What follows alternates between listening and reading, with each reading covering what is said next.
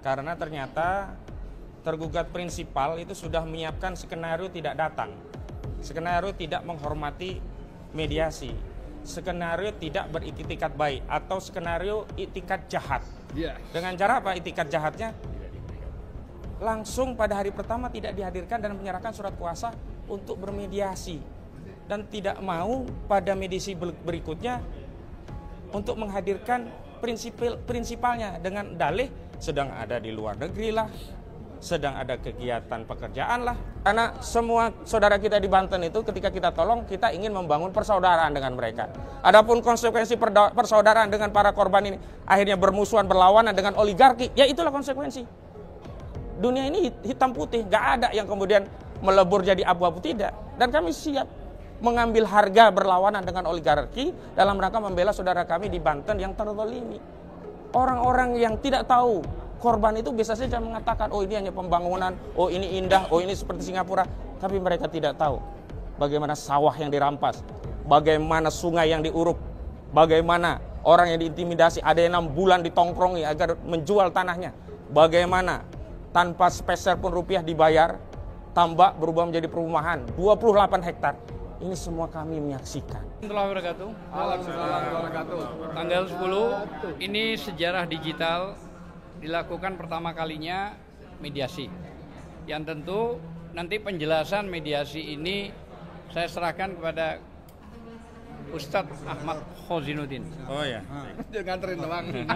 Baik, terima kasih. Assalamualaikum warahmatullahi wabarakatuh. Waalaikumsalam warahmatullahi wabarakatuh. Hari ini kami hadir mediasi, bahkan prinsipal kami hadirkan sebagai bukti bahwa kami sebagai penggugat punya itikat baik dalam menyelesaikan perkara dan mentaati prosedur berperkara di pengadilan negeri dalam perkara perdata sebagaimana diatur dalam Peraturan Mahkamah Agung nomor 1 tahun 2016 tentang prosedur dan tata cara bermediasi.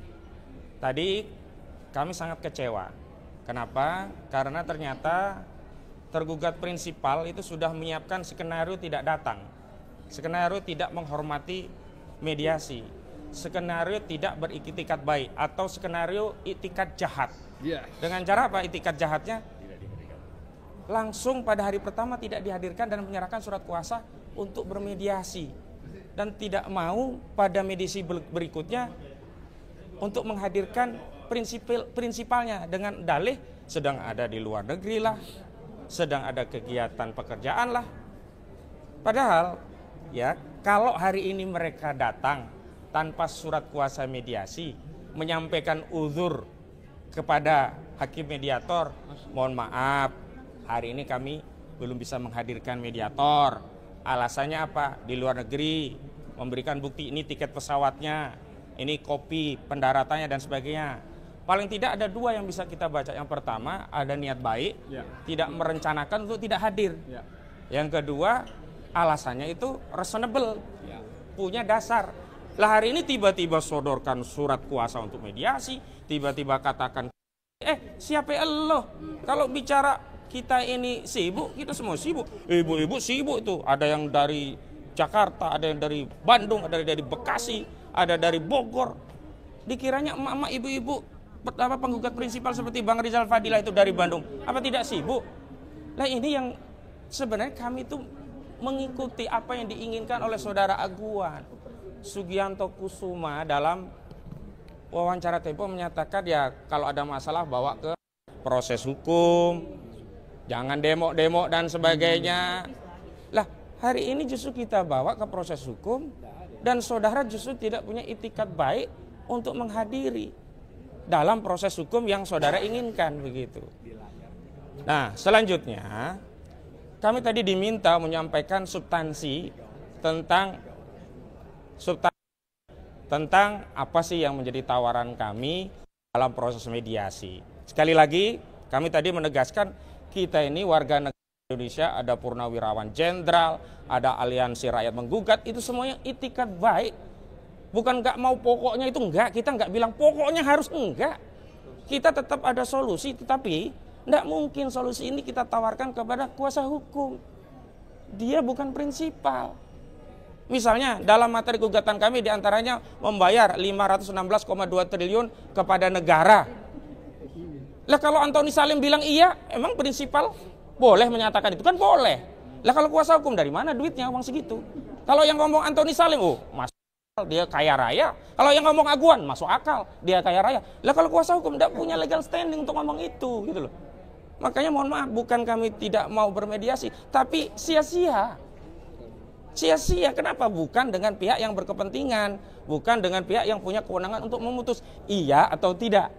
Ketiga, kalaupun ya Antoni Salim datang, Erlangga Hartarto datang, saudara Joko Widodo datang, ya kan?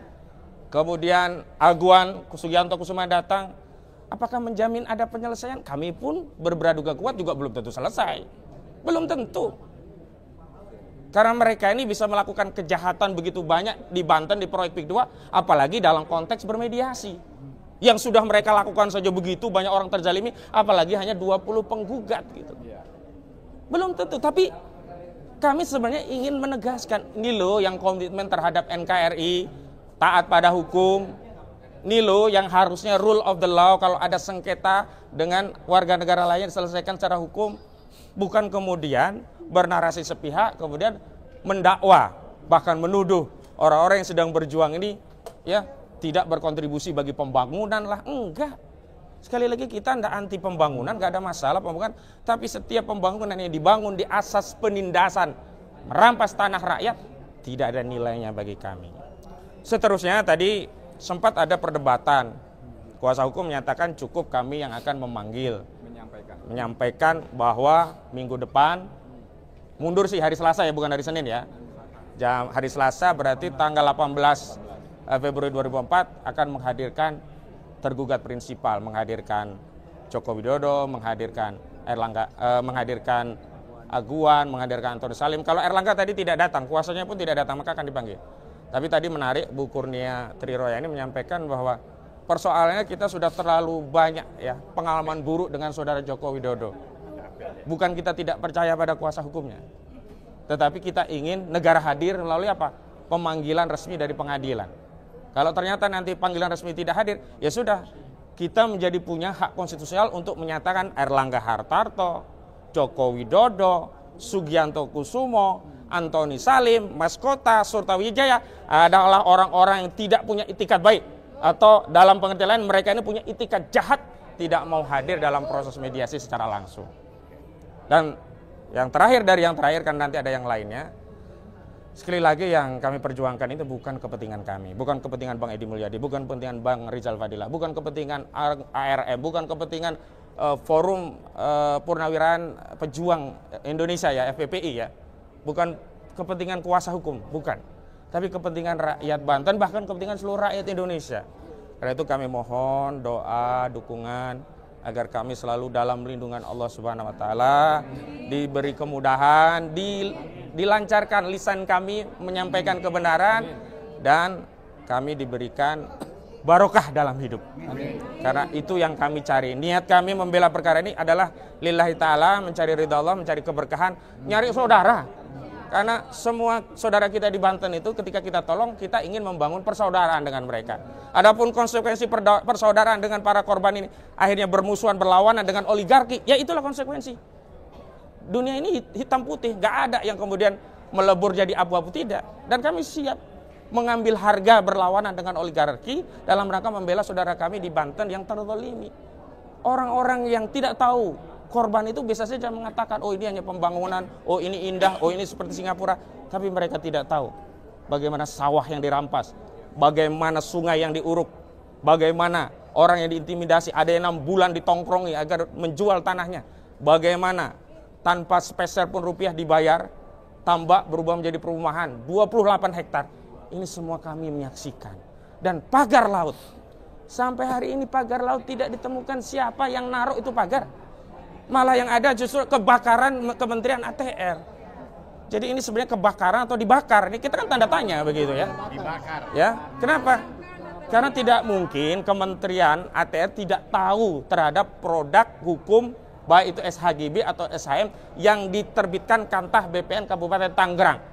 Walaupun dalihnya itu kewenangan dari BPN Tangerang. Iya, dari sisi besihing ya, produk keputusan tata usaha negara ini memang kewenangan dari BPN Tangerang, tetapi tidak mungkin tanpa koordinasi, minta arahan, petunjuk, bahkan persetujuan dari institusi di atasnya, entah itu Kanwil, bahkan Kementerian ATR atau Kepala BPN. Sehingga mari rakyat kita kawal kasus ini sampai tuntas, kita kawal kasus ini sampai yang salah benar-benar masuk penjara, kita kawal kasus ini sampai rakyat kembali merdeka setelah dijajah oleh oligarki rakus perampas tanah rakyat.